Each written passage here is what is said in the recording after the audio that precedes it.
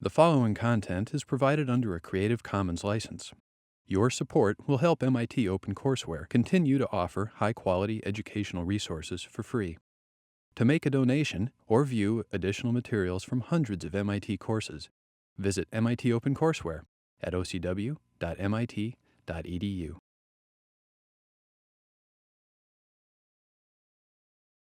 Great day for a forum and a concert. We're so glad you're here. This is the second of our first-of-a-kind winter festival, and we are so happy that you are able to join us for the forum and hopefully for the concert and for dinner this evening. I would like to introduce our host for the evening. Peter Child will be the moderator for the panel, and he will let you know who our special guests are. Thank you very much.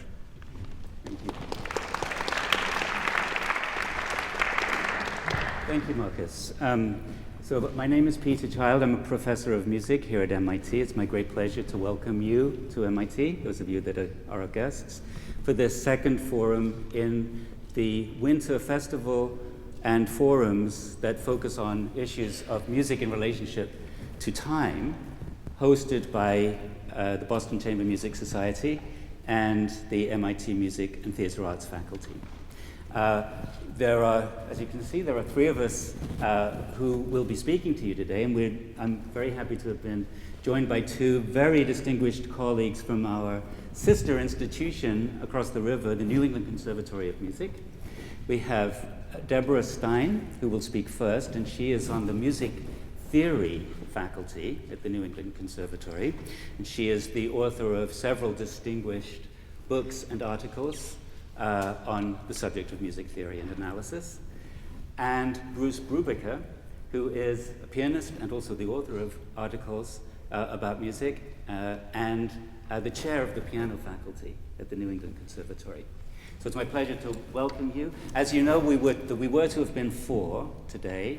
Unfortunately, the fourth panel member, Martin Marks, had a death in the family and could not be with us. So we greatly regret his absence today, particularly because, as you will experience a little bit in this forum, but especially tonight, we're featuring a movie that Marty Marks helped curate for the National Film Preservation Foundation as part of several box sets of silent movies that were produced and distributed by Sony.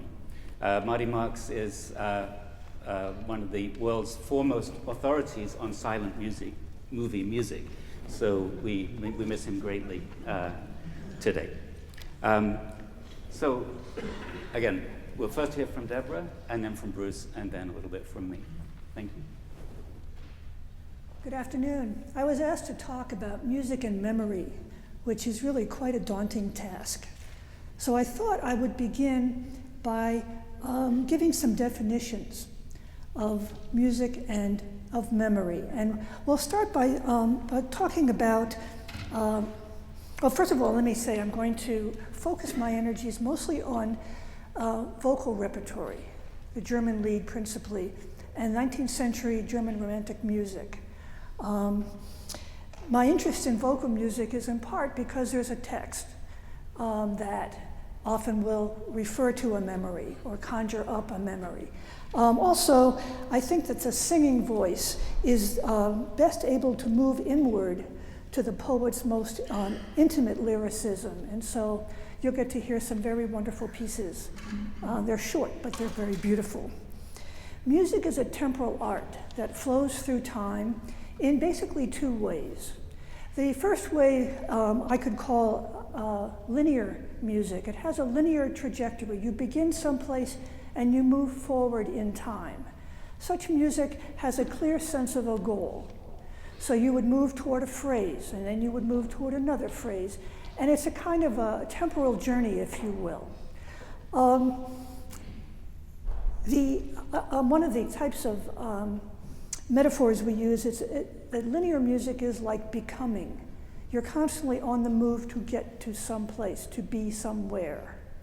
Now, the opening of a song by Hugo Wolf called Verborgenheit, or Obscurity, sets a poem of Murica, and this would be an example of a linear piece. The poem is about a secluded poet who is torn between his outer and inner worlds of both happiness and despair. The opening line sets resignation in the poet. The text is something like, "Leave me, world, let me be. Leave this heart with bliss and agony." We are going to stay in this opening key. We will have a bass pedal, which gives it a certain sense of calm, and then we will have a clear sense of moving first to a half cadence and then to an authentic cadence. Could we have track number 1, please?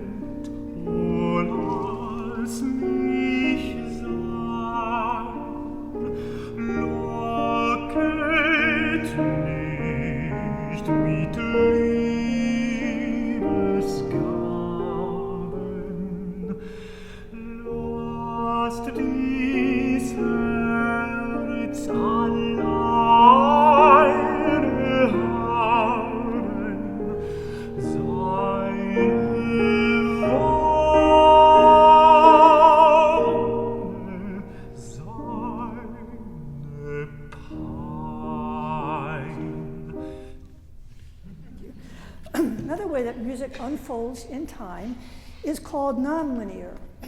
It is basically, instead of moving ahead, you basically move in a circular fashion. It's a kind of like creating a ripple in a temporal pond.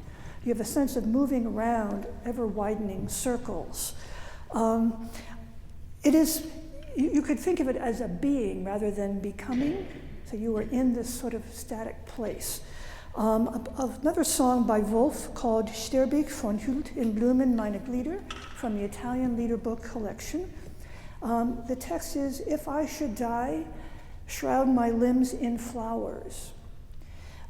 Here the weary poet welcomes death within a form of tonal stasis. The bass reiterates a pedal throughout, and the vocal line keeps coming back to the same, almost always to the same chord.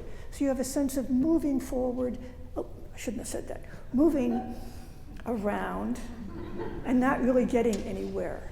What's happening, of course, is that the poet is moving inward. Number 2.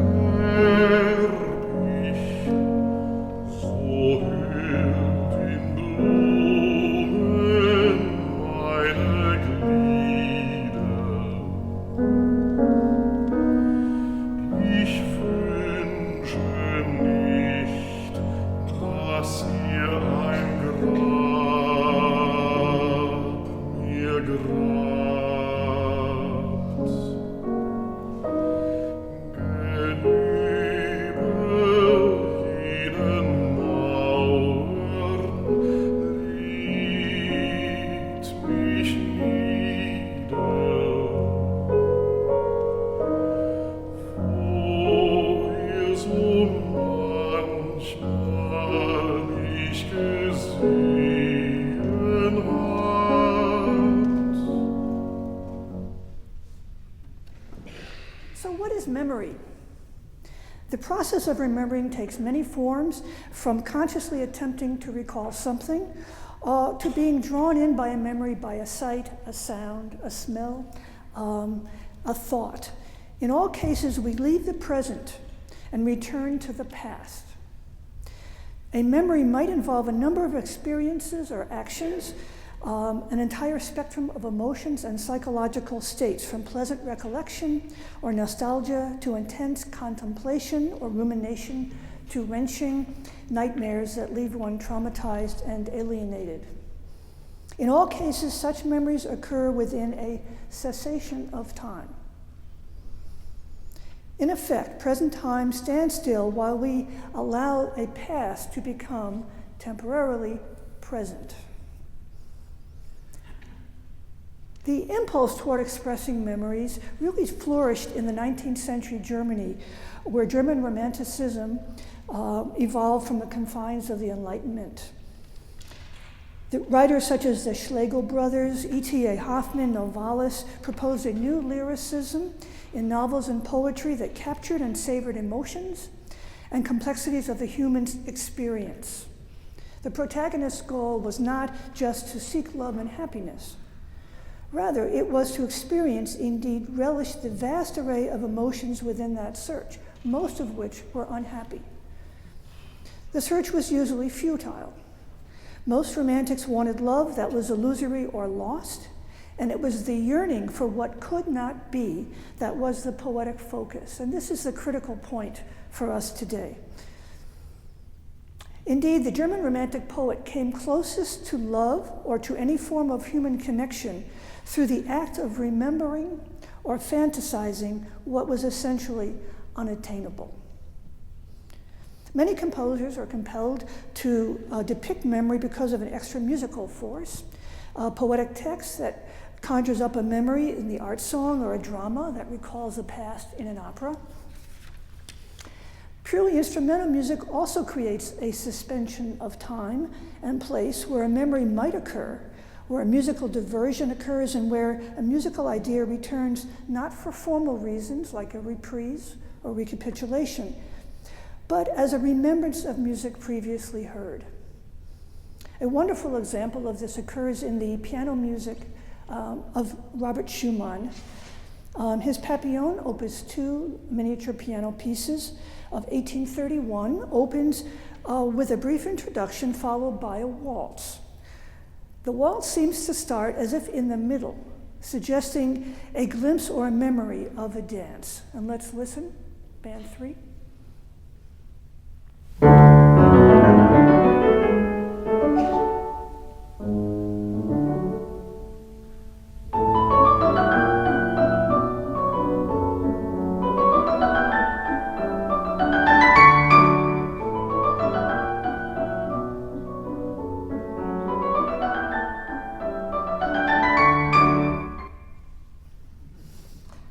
This waltz then recurs in a later piece by Schumann from his Carnival of 1834-35.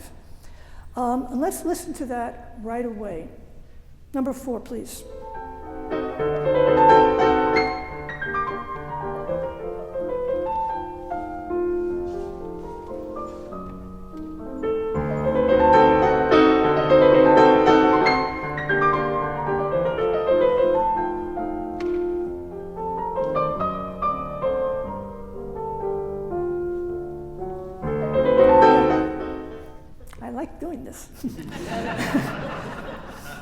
This waltz returns within a depiction of the tempestuous side of Schumann, which was called Florestan. We can think of the repetition of the waltz here as some kind of allusion to an earlier piano piece, or we can think of it as a kind of a memory of a previous time that was captured in Papillon. In addition, the juxtaposition of part of the waltz within the portrait of Florestan suggests that the recollection of the waltz is struggling to emerge. So it's happening sort of over time, which is a very different type of memory. Another factor that contributes to the sense of a fleeting memory here is that the waltz always recurs as a fragment, a German Romantic notion where a musical segment, like the sculptured torso or the painting of ruins, conveys a romantic ideas of incompletion and irresolution, of time suspended. These fragments force one to imagine or to remember that whole that are represented by the part. So how do composers create the temporal space and also the sense of distance for these various sorts of memories? Well, there are several ways to do this. I'm going to accomplish on something that I'm calling slippage. That is, you start someplace and you slip into a different realm or world, and easing into a dream or memory state. Slippage into memory is beautifully exemplified in a Schubert setting of Goethe's poem Erste Verlust, or First Love. In this poem, the poet is miserable in the present and longs for that first love. Oh, if we could have but 1 hour of that first love back. Later in the poem, we go back into the present, and then we return back, repeating, oh, where is that first love? Now, the temporal dichotomy of present and past is created in Schubert in several ways, and this is very common. One way is by having 2 different keys that are very closely related. In this case, it begins in F minor and goes to A flat major, which are very close relationships. He also uses 2 modes, the minor representing the miserable present, and the major mode representing the happiness of the past. We begin in the key of the present, F minor. The poet slips effortlessly into the memory in A flat major. The first 2 phrases end with cadences in A flat major. In an effort to intensify the longing, then Goethe brings back, as does Schubert, the present pain depicted back in F minor. So you'll hear this shift. And we end that phrase in a half cadence where the singer pauses in anguish. The poet then retreats back into memory, and the vocal line ends in the key of A flat major, ends in memory. The piano part then comes in and ends back in F minor. This is an amazing song in that you basically have 2 distinct endings in 2 distinctly different keys. If we could hear that, please.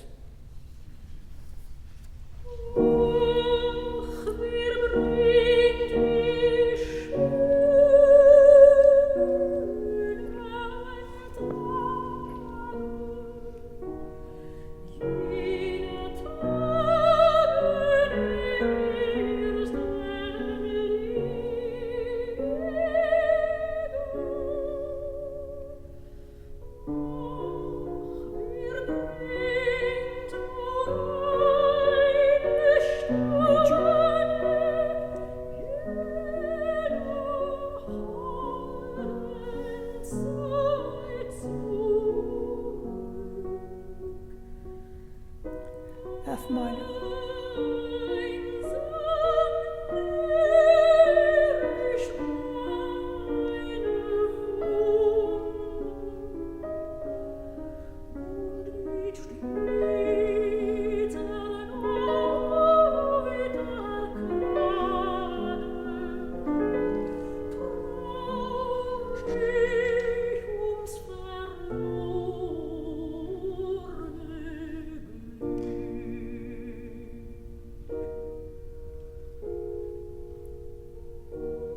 F minor.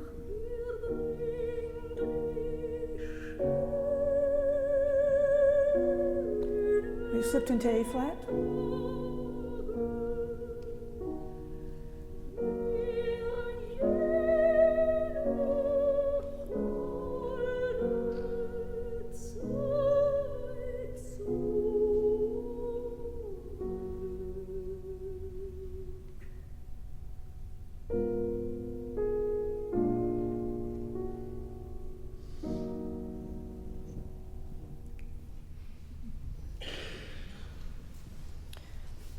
Another example from Schubert is his famous late piano sonata in B flat of Schubert's last year of life, 1828. It illustrates, to my mind, an instrumental song without words. That is, there's no text, but there is a beautiful state of meditation and recollection very early on. This kind of slippage occurs through a disruption where our attention is arrested momentarily, and we move into a new world. The opening theme is contemplative, a self-contained chorale-like piece. It has, in the middle register, it's very calm, it has very clear cadences. After the second cadence, Schubert signals a shift with a bass trill that leads us into the key of G flat major, which is not the close relationship you heard in the Schubert song, but is actually quite dramatically far away from the opening B flat.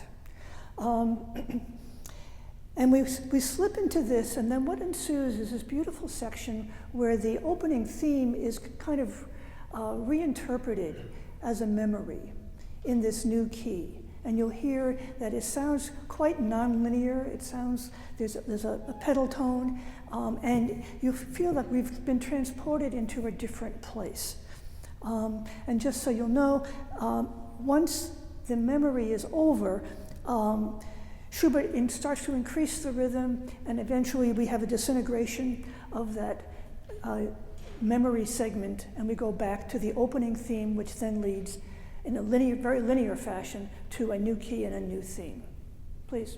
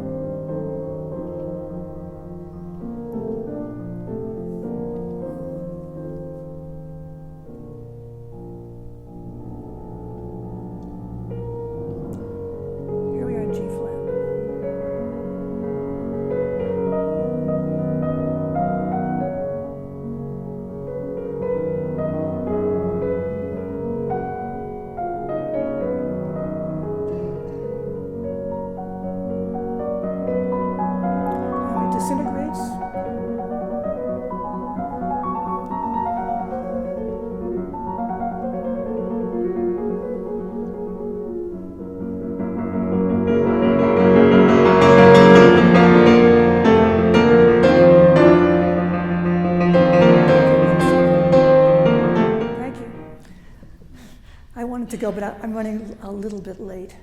I wanted to conclude my remarks with a song by Charles Ives from 1897. This is a song that's called Memories, and it's actually, instead of being a slipping from one place to the other, it's two very distinctly different memories juxtaposed.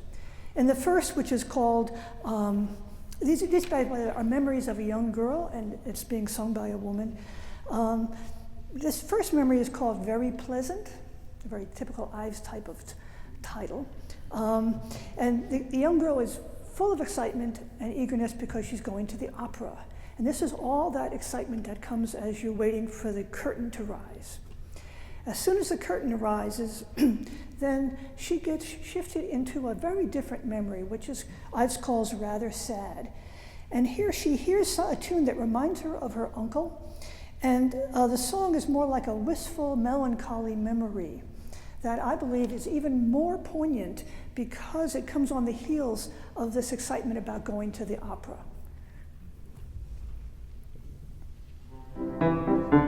We're sitting in the opera house, the opera house, the opera house. We're waiting for the curtain to arise, the thunder's full rise. We're feeling pretty gay as well we may. Oh, Jimmy, look, I say the band is tuning up and soon we'll start to play. We're whistling with a merry time with the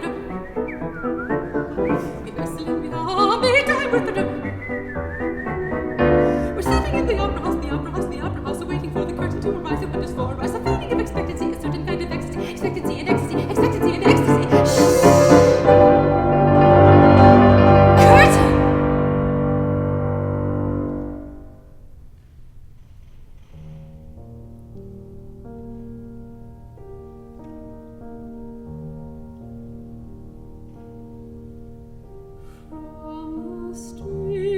A strain on my ear.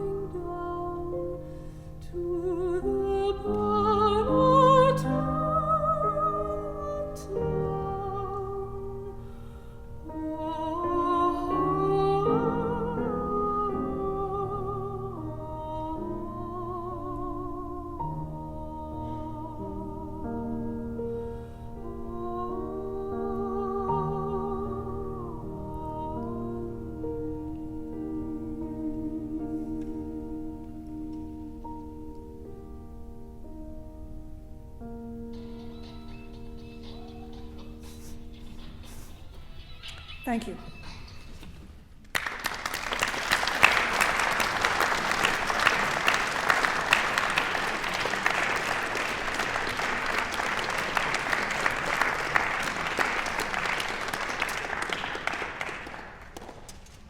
Thank you, Deborah Stein, and now Bruce Brubaker.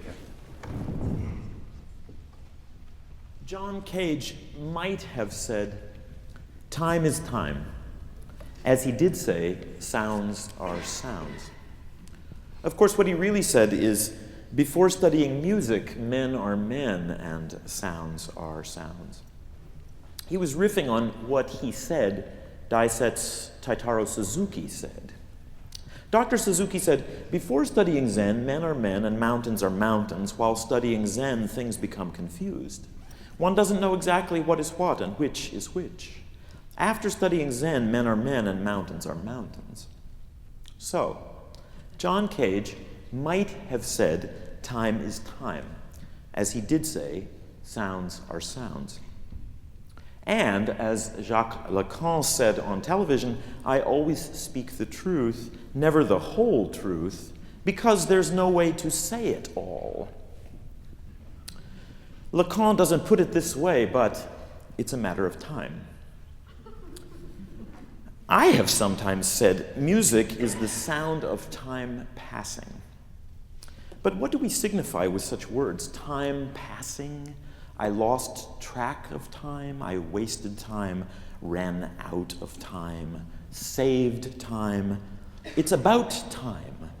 That was timely. Take your time. Be sure to allow enough time, since time immemorial. We say, he learned to tell time, but we also say, time will tell. Time's up. Time flies. In 1967, Marshall McLuhan's The Medium is the Message was published.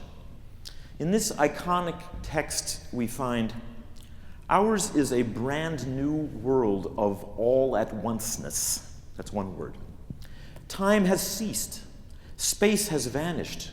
We now live in a global village, a simultaneous happening. Electric circuitry profoundly involves men with one another. Information pours upon us instantaneously and continuously. As soon as information is acquired, it is very rapidly replaced by still newer information. Our electrically configured world has forced us to move from the habit of data classification to the mode of pattern recognition.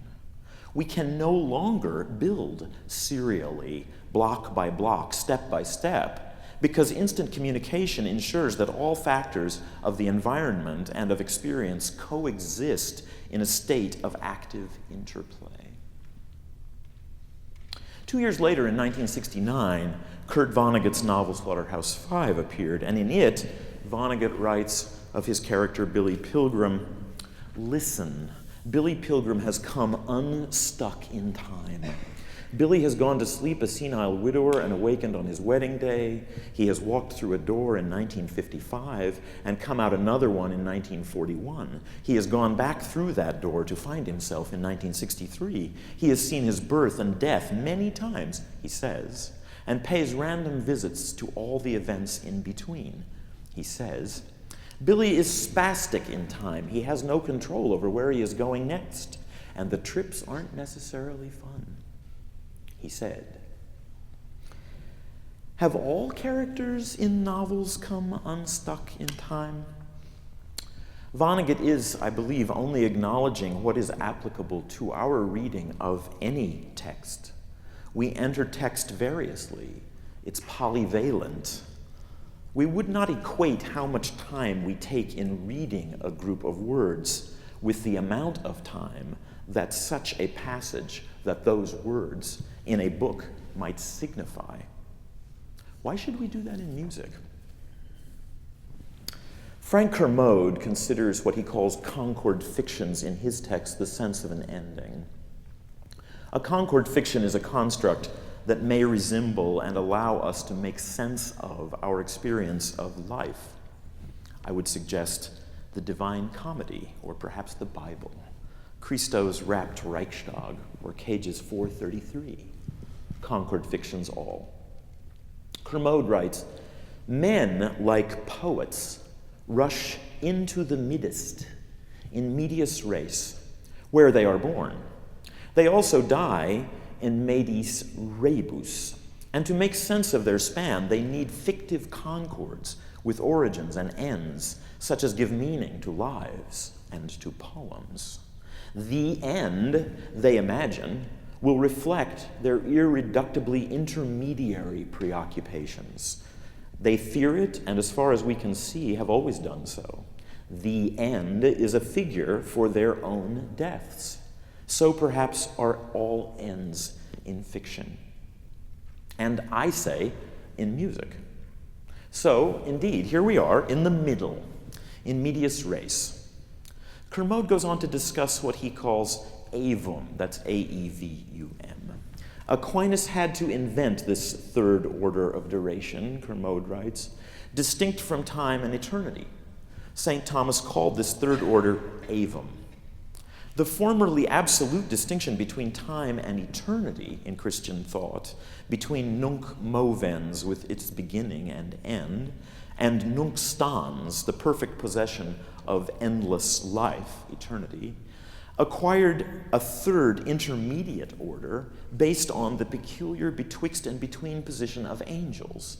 This concord fiction had uses outside its immediate context. It helped one to think about the sense that men sometimes have of participating in an order of duration other than that of the nunc movens, our lives. Such are those moments which Augustine calls the moments of the soul's attention. Less grandly, they are moments of what psychologists call temporal integration. When Augustine recited his psalm, he found in it a figure for the integration of past and present and future, which seem to defy successive time. And isn't that what Dante calls il punto a cui li tempi son presenti, the point at which all times are present? Kermode continues, avum is a mode in which things can be perpetual without being eternal. It contains beings with freedom of choice and immutable substance in a creation which is in other respects determined. Although these beings are out of time, their acts have a before and an after. Avum, you might say, is the time order of novels. And I would say, avum is the time order of music. Kermode says, characters in novels are independent of time and succession, but may and usually do seem to operate in time and succession. The avum coexists with temporal events at the moment of occurrence. And let me propose, events or ideas in musical compositions are independent of time and succession, but may and usually do seem to operate in time and succession. Their avum coexists with temporal events at the moment of occurrence. Music and each piece of music is a concord fiction, and in making music, we do make time audible, and we explain our experience of life. Certainly in films, we have learned not to expect a congruence.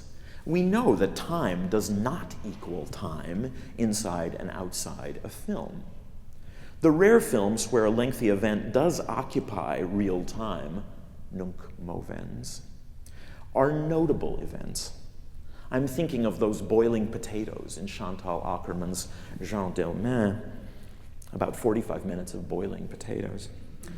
Compared to our customary sense of filmic time, that is an aberration. In 1988, John Cage said at Harvard, "I can get my ears closer to it when something is being done than when something is being said, even with words. So much music goes up and down in a melodic way, reaching a high point and a low point, and coming to rest, and in so doing seems to be saying something. Other music doesn't do that so much. If it were saying something, it seems to be saying it over and over, to such an extent that you think that nothing's being said, but something's being done.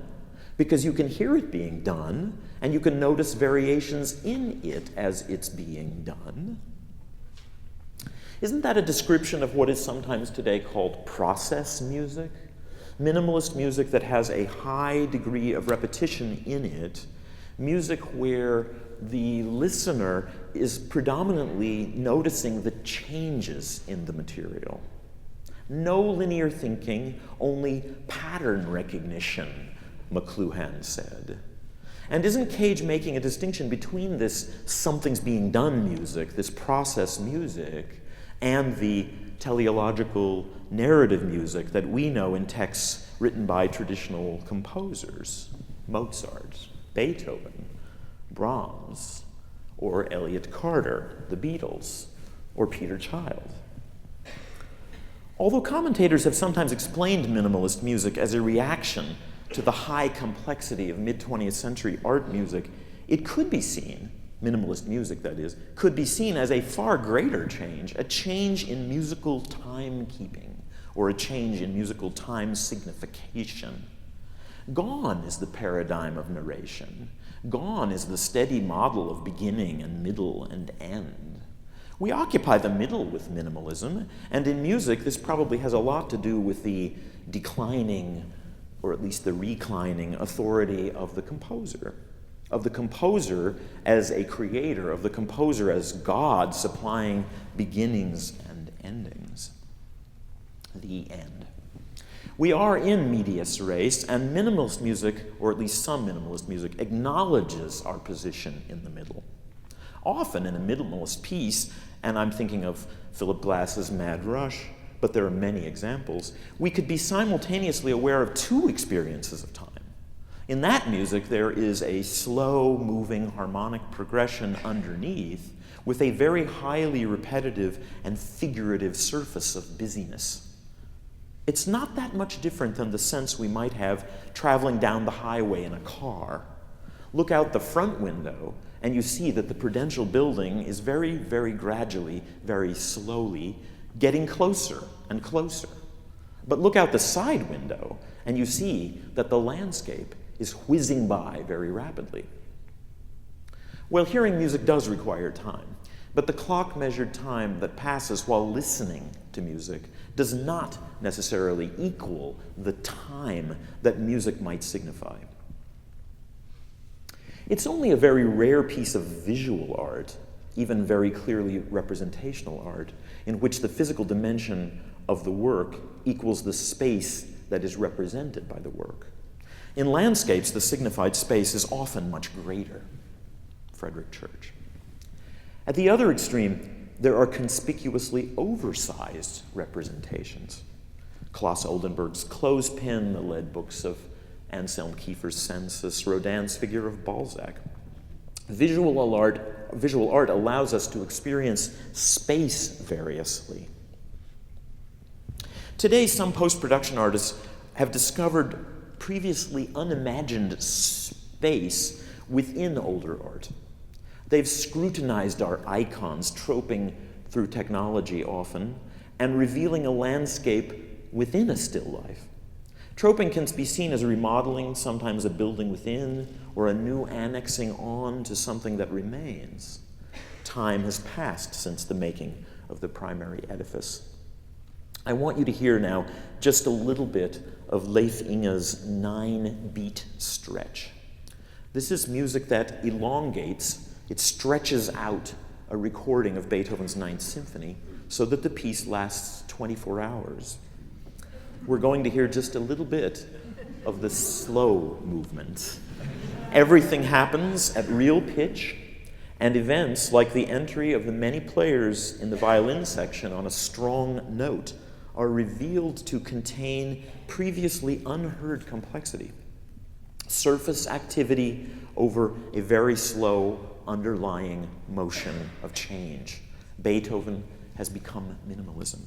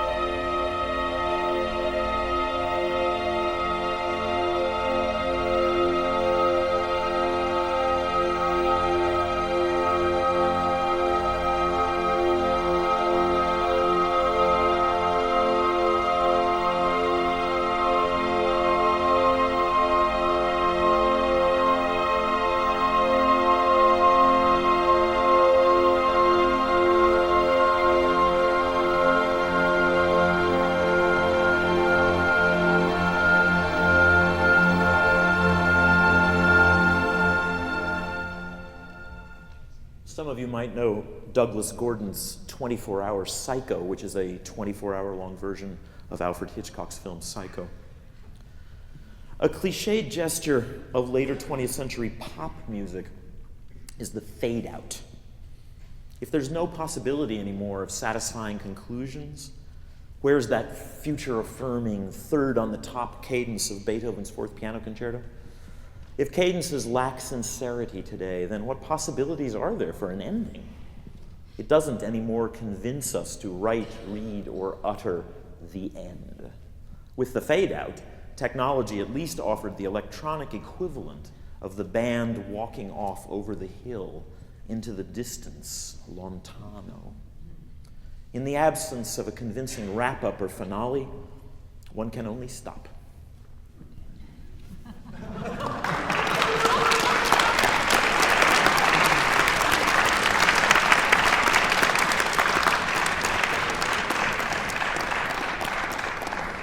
Thank you, Bruce and Deborah. And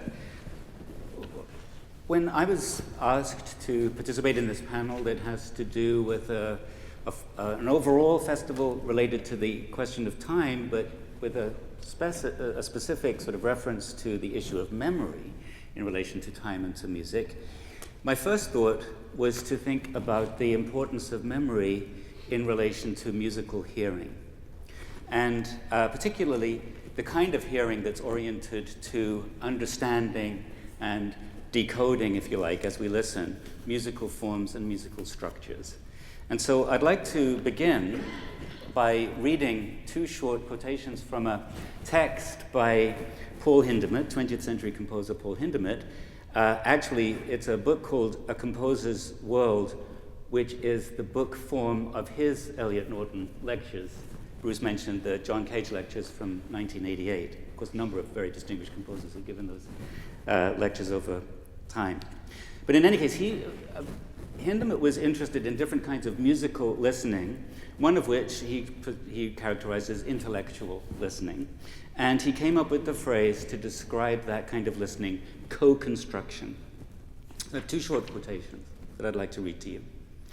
While listening to the musical structure as it unfolds before his ears, he, meaning the listener, is mentally constructing parallel to it and simultaneously with it a mirrored image. Registering the composition's components as they reach him, he tries to match them with their corresponding parts of his mental construction. And I have to apologize for the 1950s sexist presumption that all listeners were male at this time. It's hard to read that, but it's a matter of convention. Or he, the listener, merely surmises the composition's presumable course and compares it with the image of a musical structure which, after a former experience, he had stored away in his memory. In both cases, the more closely the external musical impression approaches a perfect coincidence with his mental expectation of the composition, the greater will be his aesthetic satisfaction. This sensation consists of the sounding stimulus which reaches the listener's ear and his active transformation of it into musical meaning by matching it with a known musical image. So the idea is that we store images of what musical possibilities are, particularly with regard to form, with regard to the unfolding. Deborah mentioned different kinds of musical time, linear versus cyclical time. But in whatever way in music, whether music progresses in a linear fashion or a cyclical fashion, and of course some music manages to combine both, in order for us to perceive and appreciate that, of course, memory is a rather crucial component. So he's really kind of, in a way, getting at that. And he develops the relationship between musical listening of this kind, he calls it co-construction, and memory, a little bit more specifically later on. We recognize, he says, as a prerequisite for the listener's active co-construction, the essential possibility of foreseeing and anticipating the musical structure as it arises in the performance, or at least if the composition is utterly new to the recipient, his being given a chance to conjecture with a high degree of probability its presumable course. A musical structure which due to its extreme novelty does not in the listener's mind summon up any recollections of performer experiences, or which incessantly disappoints his constructive expectations, will prevent his creative cooperation. And I like very much the idea that listening, by the way, is a creative cooperation, that it's a participation, that as listeners we participate with the performers and with the composers in a creative kind of a contract in a way. The listener cannot adjust his sense of proportion to the unfolding structure. He loses the feeling for his position in the sounding terrain. He does not recognize the significance of the single structural members in reference to an entity. He even loses the feeling for the coherence of these members. And by the way, I think all of us have had the experience of hearing an unfamiliar music of one kind or another and just not being able to get it for that music either sounding incoherent or if it's music of an unfamiliar culture, somehow all the same, even though we know that musics of any culture cannot possibly be all the same.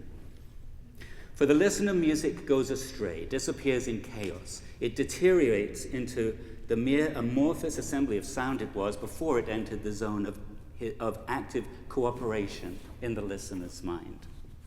So whatever whatever it is that the listener is being invited to co-construct, that is to say, whatever kinds of musical structures are being presented by the composers or musical forms are unfolding, for the listener, in any degree whatsoever, to be able to correspond, to cooperate, as Hindemith would have it, in that unfolding in a creative way as a listener.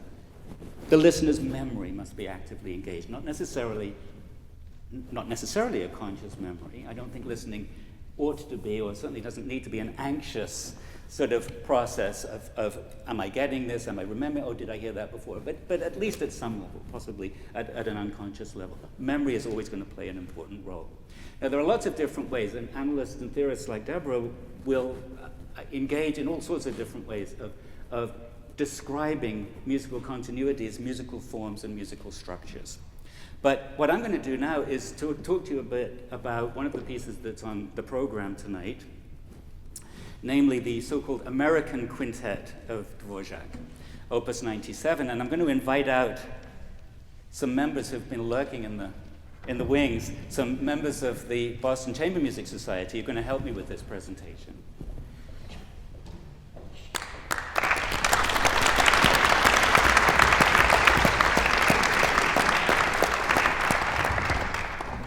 Dvorak was very much a composer sort of in the late 19th century classical vein, rather similar to Brahms, from whom he learned a great deal and whom he admired a great deal, who was very much interested in reviving and developing the classical forms. And the classical forms, by and large, with the possible exception of the theme and variations, are a linear.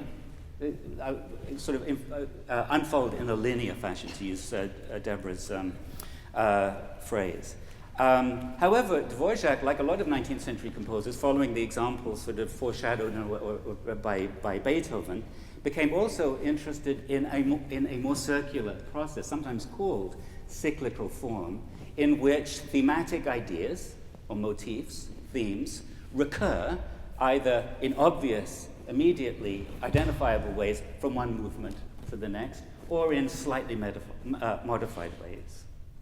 And so what I'm going to focus upon in terms of the structural unfolding of Dvorak's quintet is this aspect of form in his music, not its sonata form or its theme and variations, or that aspect, but the cyclical form, the motivic recurrences, motivic unities that occur in the piece. And these motivic unities are actually rather closely linked to his interest in the pentatonic scale. The pentatonic scale is the scale that's roughly equivalent to the scale that you get if you play all the black notes at the piano. And I wonder if one of our musicians would be willing to play for us any one of those pentatonic scales that are... Yeah. Yes, there it is, the pentatonic scale. And Dvorak, one of the things that's interesting is why Dvorak became so particularly interested in this scale when he came to America, and that's an interesting subject, and one that perhaps we could go into when when there's time for some questions. But for now, we'll just take it as read that he did. Became particularly interested in the pentatonic scale, and it recurs in the American pieces quite a bit. And it recurs in each of the movements of this string quintet. And so you'll hear as a kind of a cyclic reference back themes that use the pentatonic scale, and not just the pentatonic scale, but a particular, in many cases, a particular configuration within the pentatonic scale. And what I'd like to ask, if I may, is if one of our fiddlers, Jennifer, maybe, if you would be willing. Do you have this in front of you? Yes. Oh, if you'd be willing to just play for us the first theme of the first movement, just as it's written in the example.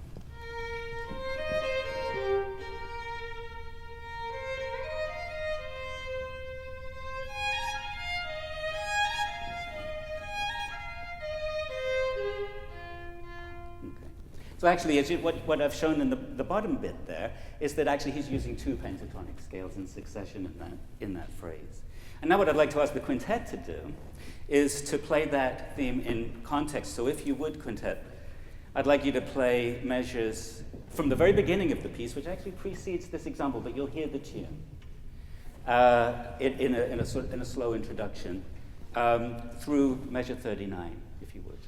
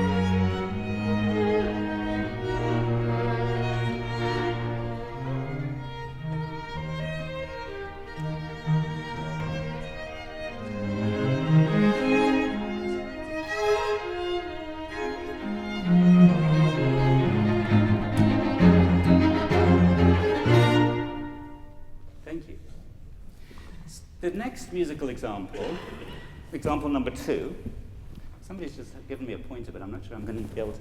Oh, there it is. Thank you. Theme 2. It's from the same movement, the same first movement. It's the second theme, but in a different key. So therefore, it uses a different pentatonic scale and with different harmonies. So Jennifer, if you would just play the musical example first.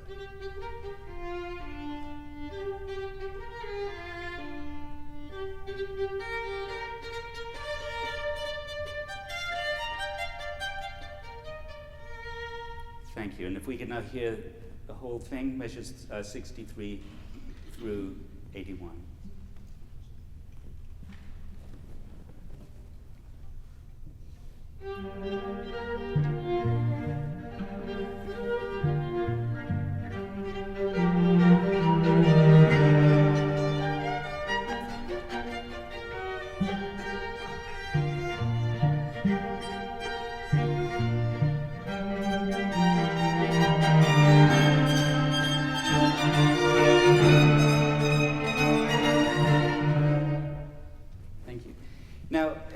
Again, at this example, what I've shown underneath the tunes is not just the pentatonic scale, but a particular grouping within that pentatonic scale, which Dvorak gives particular prominence to. And it recurs so strikingly that it helps anchor the music and also our memory of these themes as an identifying point. And so he particularly emphasizes the notes a whole step tardy, then a minor third above that, so whole step, minor third, whole step, and then minor third below that. So tardy, da, dee, dee. So if you look at these two examples that we just heard, each of them prominently features those intervals at the beginning, helping to anchor our memory and identify these themes as being closely related to one another. The next musical example, as you can see, looking at this, again, features that concatenation of 4 notes or 3 intervals. And it's from the second movement. So Jennifer, if you could play that musical example.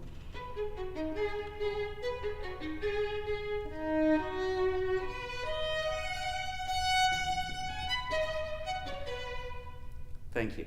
And now the music as a whole measures 1 through 20 of the second movement.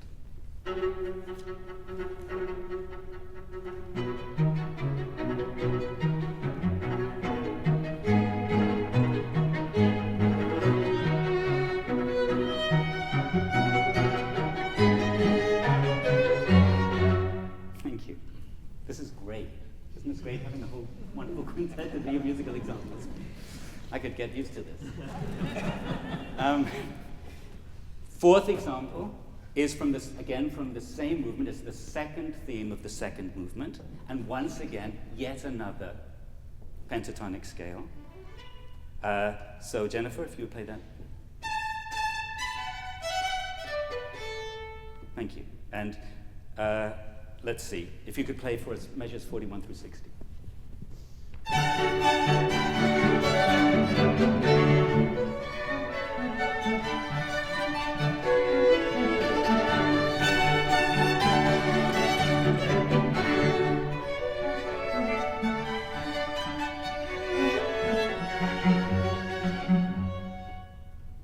Thank you. The third movement is a theme and variations. And as I said, as I intimated before, this would be a kind of one of the classical forms that I think veers a little bit more towards cyclical form, or circular form, circular time, more than linear time. So one of the useful anchors for our memories as we listen to a theme and variation is to try to hear the cycles of each variation as it unfolds. But again, I'm just focusing on the pentatonic aspect. Now, he mostly shuns the pentatonic thematic material in the theme and variations of this piece, except at the beginning of the second variation, where he features the segment of the pentatonic scale that prominently features those intervals that I talked about before. So here's the musical example by itself.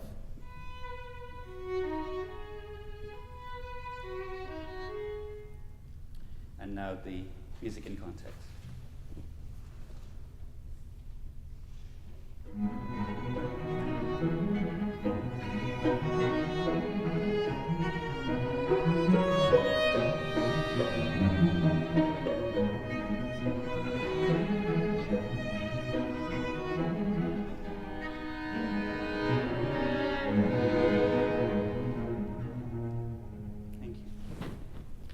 The last example is from the last movement, from the finale.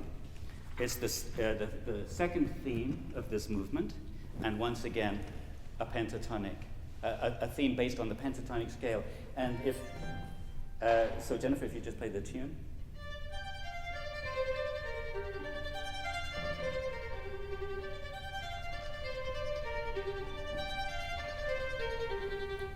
The piece is the whole with repeats, I think.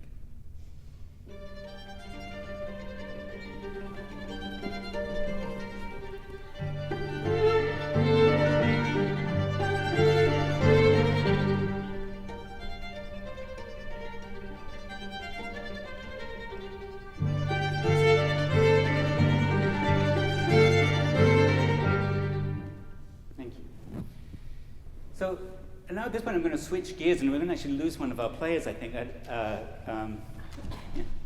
because I'm going to spend the remainder of my time talking about another piece on the program tonight, which is actually my own piece.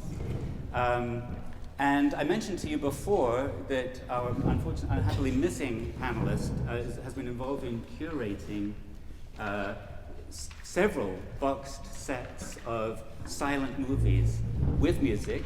He himself is a gifted performer on the piano, and accompanies many of these movies himself. But in some cases, he commissioned composers, particularly MIT composers.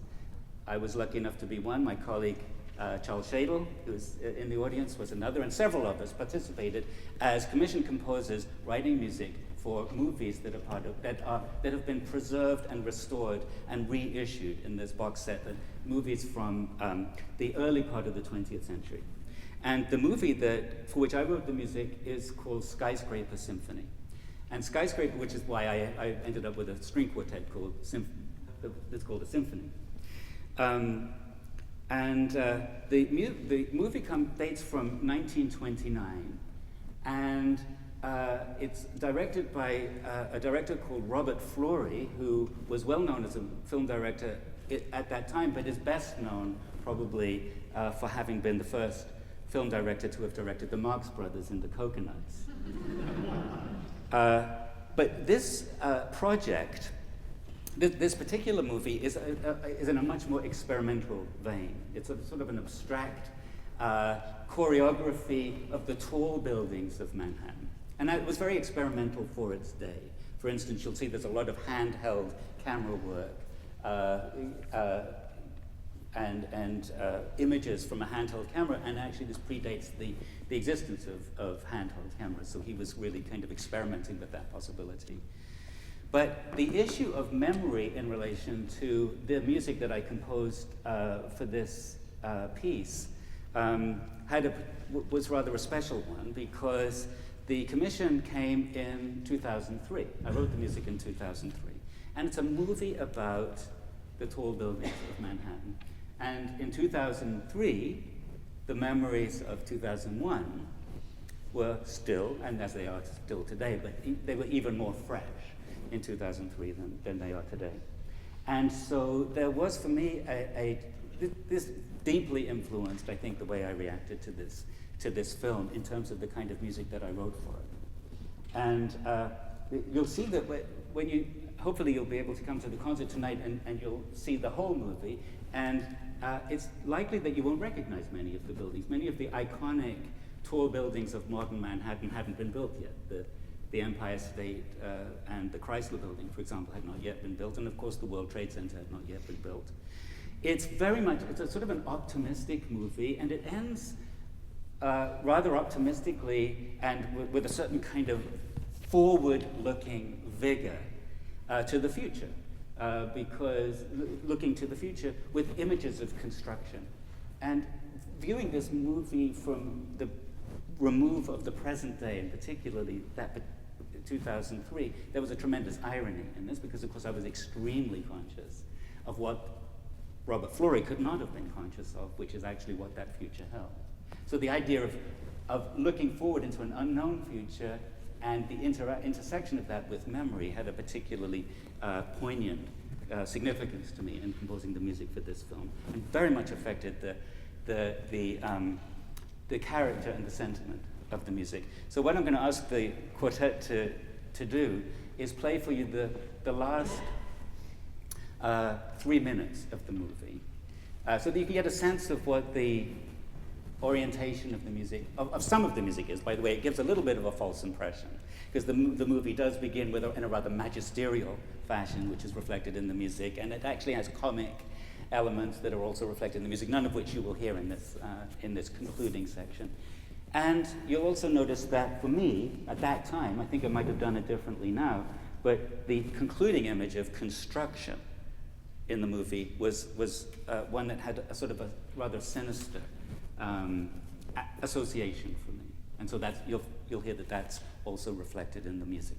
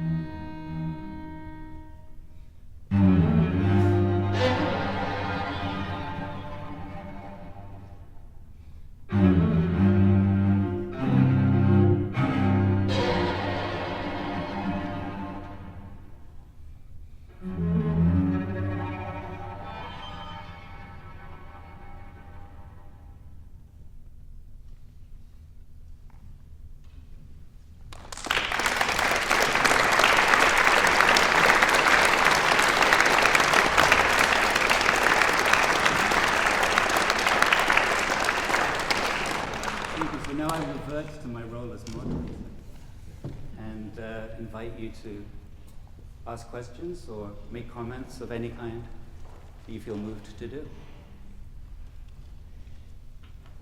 Yes? I just have a question.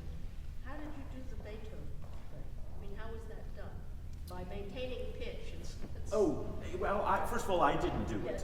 It's an artist named Leif Inge, I-N-G-E. You could go look at his website. I believe there's a continuous webcast of the piece going on all the time. Seriously.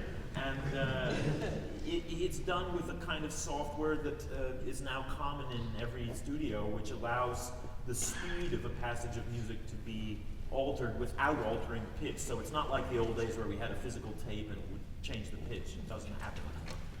So it's quite a routine thing actually in editing all kinds of music that people do this. So this was just a recording of a real time?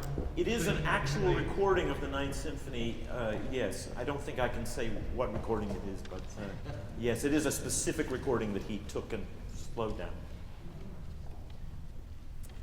So I've noticed I've played a lot of modern stuff and a lot of really classic stuff, Haydn, Handel. They all have a lot of rests, and the modern stuff doesn't tend to. Why is this? Is there something missing? And even if you go like as much as pop music doesn't have any silences at all in it. So the question for those of you sitting at the back, and I'm going to repeat it and make a desperate effort to see if I can't think of an answer, because it's a tricky one. The question is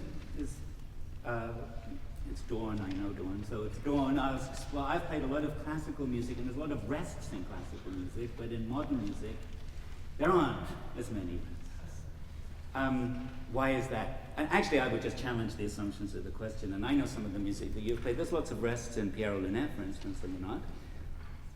But So, not so much in contemporary things, or like in pop music or in contemporary things. pop music I couldn't speak to, and Bruce, you'll have some ideas about this. One of the things Bruce, obviously there's so many different things that come under the heading of modern music. Music, I think that really, attempts to kind of shape musical sound into forms in something like a traditional way. Probably, I would venture to think, does feature rests as much as in the same kind of ways and to the same effect the classical music does, but of course the process music that Bruce mentioned frequently doesn't. I would just say that I remember an occasion a few years ago when I was making a recording of music by Philip Glass in a hall where I've played often enough conventional chamber music. And it's a hall where there's a slight problem about the noisiness of the ventilation system. And that in the recording of the pieces by Glass, which we did, which were some 40 minutes of music, the noise of the air conditioning was never a problem because the fact that there were absolutely no silences anywhere, except at the very ends of pieces, allowed us to pretty much ignore the ventilation system.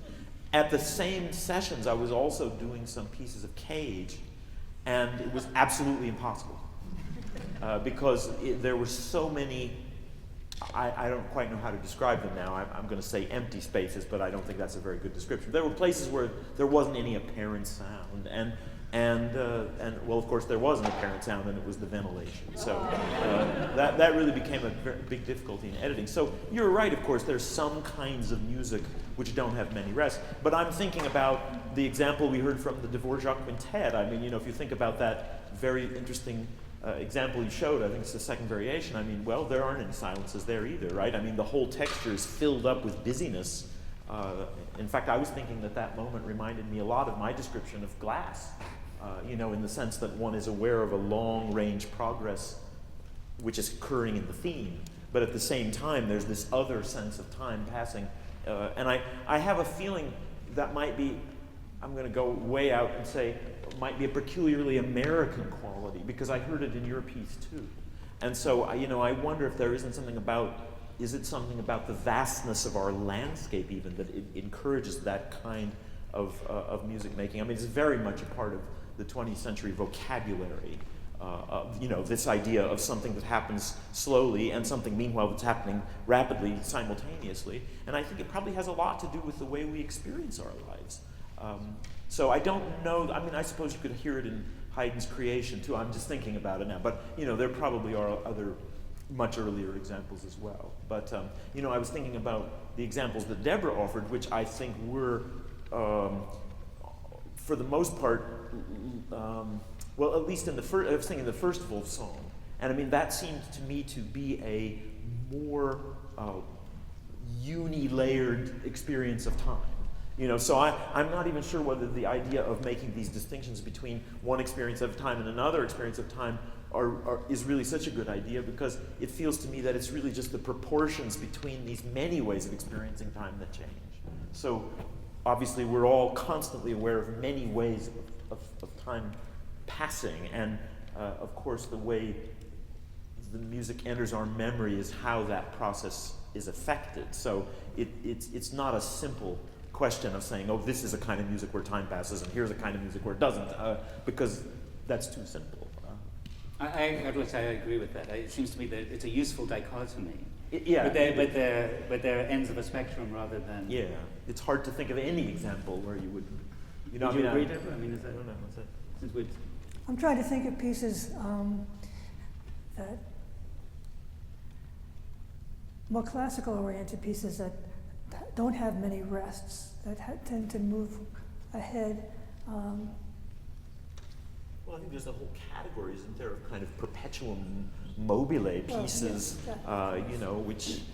which is another thing that I was thinking about. I'm sure you've thought about this, but one thing we haven't said so far is that I don't think time can ever be separated from space.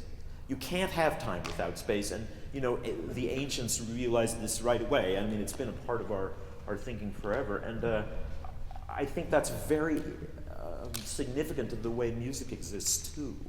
So, in fact, a lot of times what we take to be, and I think Hindemith actually discusses this in those lectures, but what we take to be a kind of experience of time might also be thought of as a kind of sense we have of traveling, because I think that is something that comes into it. I mean, Hindemith talks, for example, in that lecture about how, when you're experiencing musical emotion, that you experience the changes of emotion so quickly that they can't be real emotions, he says, because just within one or two phrases you're happy and then you're sad, and you'd have to be schizophrenic to feel that way. So he says that it's because of what you're talking about, that it's a kind of remembered emotion. It's not quite a real emotion. But what I would say is that it's through the agency of music that we're able to travel quicker through those feelings that we have in real life, which take up a lot of time.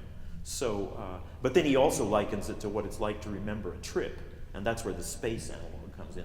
He says, you can sit in your chair and remember being in Berlin, and then, in 5 minutes you were, now you're in Venice. And obviously that doesn't happen. Of course, that happens in films, as I mentioned. So we're accustomed to that kind of transubstantiation, but it's often, I think, in the perception of music, it's a little difficult to separate time from space in that way. So, we can say we're talking about the way time passes, but we're actually talking about a lot of other things too.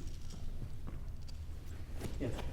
I felt in the Skyscape Symphony a resonance between the music and the images as the skyscrapers changed from sunlight to shadow to shade, reflecting the sun's movement as one perceives skyscrapers in a city.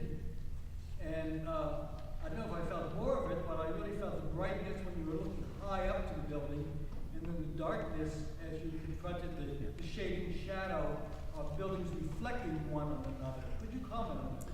Well, so the question really has to do, in broad terms, I would say, with the relationship between the music and the film, particularly the musical images and the film images, and the relationship of light and shadow in the images as compared to in the music. And, I lived with that movie for some time before I tried to develop a musical conception for it. So, and the idea of that was, there were really two aspects of that. Hindemith talks about, from a listening point of view, intellectual listening versus emotional listening. Well, there were two aspects of my composing. There was the intellectual and there was the emotional. The intellectual bit had to do with what I perceived to be the structure of the movie. And the structure of the movie is what gave me the structure of the music. And you'll see the movie particularly, it has sections, it has large sections, it has phrases, it very much has cadences, usually articulated by fade-in, fade-outs and fade-back, fade-ins and so forth. And not just, not only are the phrases in the music articulated by beginnings and endings, but they're also articulated by changes in tone, by changes in emotional quality. And so I was really absorbing that and very much trying to react to it in the music that I wrote. So to the extent that it succeeded, that, then hopefully you would feel that there was a correspondence between the music and the movie. Thank you for the question. Yes? I'm completely ignorant of neuroscience, but I have experienced on many occasions a jingle stuck in my mind, which I guess you could say was memory and music interplaying in some way. Sometimes I guess you would think that would be pleasurable because you conjure up something that you remembered as a musical phrase. But often it's quite frustrating because you can't get it out of your head. What do you make of that in terms of human ability to construct time and memory with music? Those guys are good, that's what I'm thinking. I think that it's an interesting idea. I was thinking about it as you were speaking about memory, that I'm sure it's pretty clear to everybody that everything that happens in our experience does get recorded in our memory. And so, in a sense, I mean, the whole notion of even recording that we often are quite fixated on when we talk about music in the 20th century, but recording has always existed. I mean, it just existed in some other formats. It was going on chemically up here, and our ability to access that memory may not be exactly the same as what we can do with a sound recording. But nonetheless, the experiences are recorded. So yes, some of them seem to be more easily recallable or more indelible. And the way that happens with musical material, it's very multi-layered. So I mean, some of it's just repetition. But it isn't always that, is it? Because sometimes you could just hear something once or twice and it's just so stuck in there. I think people use the word earworms, don't they, to describe those things. And you can also think that memory, there are different types of memory. If you remember a jingle, as you were saying, it could be, excuse me, whatever the jingle was about. It could be that. It could be the memory of the visuals that you have, if it's something on TV, for instance, or on radio, some other sounds. There is definitely a play on your perception. We haven't really talked much about perception today, which is a major issue with memory. How do you perceive things? I've suggested ways that you might perceive things as memories. Other people might perceive them very differently, which is fine. So it is true too, isn't it, that we all carry within us a kind of repertoire of music that we know in some way. And I don't know, do you ever just find yourself singing some particular phrase of music or thinking of a phrase of music? And I find that experience in life, it actually offers a kind of cinematic experience because suddenly you're in a particular place and it's now juxtaposed with the music in your mind, which why is it that particular music that comes to you? I don't know. But it does happen all the time. It's probably happening right now, I suppose, to somebody here. I can also say that for a composer, that unconsciously recalled musical memory can be very treacherous. And there was, I wouldn't care to share any of my own anecdotes from this, but Earl Kim used to tell an anecdote, a rather scary anecdote about this, about a beautiful piece that he wrote for Itzhak Perlman, a solo unaccompanied violin piece that had a rather lovely diatonic concluding section. And he discovered, after he had completed the piece, that this music was actually the music from a musical box that was owned by his infant daughter. right, that was played to his infant daughter, that had just got lodged in his memory, recurred in the music. And the horrific part of the story, the treacherous part of the story, is that the music was still copyrighted. So it's a, But that probably that seems to disclose a weakness of our system of intellectual property more than any fault artistically. Unhappily, well, perhaps we have time for one more question. One very short question, I'm afraid. I think you invited this question, Dvorak and the pentatonic scale. Ah, yes. So, one of the interesting, that Dvorak came to America. He was invited to teach at the National Conservatory in New York, a conservatory called the National Conservatory in New York. And there he met Harry Burleigh, who was an African-American composer who was very instrumental in preserving and promoting African-American spirituals. And the other thing that Dvorak was asked to do was to sort of propose what might constitute an American music. How might American music set itself up as a style, as a national style, and separate itself from European music? So, because of this relationship with Harry Burleigh and his interest in folk music in general, Dvorak proposed that American composers ought to try to find a way to base their music on their own indigenous folk music. So he was interested in Native American music to the extent that it was known, but he was especially interested in African American spirituals, many of which use a pentatonic scale. Sing low, sweet chariot, coming for to carry me home. Sing low, sweet chariot. It's all pentatonic. And so it appears to be, he appears to have been stimulated by that relationship to explore pentatonic scales more extensively in his American music than before. So as just two concluding remarks, you will by now know that you've been given a survey to fill in. We are very, very eager to have you please fill in that survey. Share your responses to this forum with us. And also, those of you who made dinner reservations, the dinner will be, and you'll have an opportunity to talk further with us and with some of the musicians that you just heard play, are on the third floor of the Student Center, which is just across the way from here. So the third floor of the Student Center is where you'll be able to pick up your dinner. If you didn't make a reservation but you would like to buy one anyway, there are a few extras. So thank you very much.